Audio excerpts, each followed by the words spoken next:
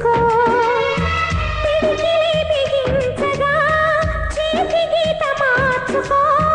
మారిపోని కథలే లేవని గమనించుకో తోచినట్టుగా అందరి రాతను బ్రహ్మే రాస్తాడు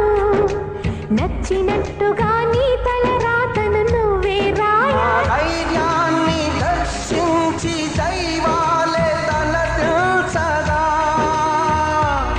మా ధైర్యాన్ని దర్శించి దైవాలే తలదిల్చగా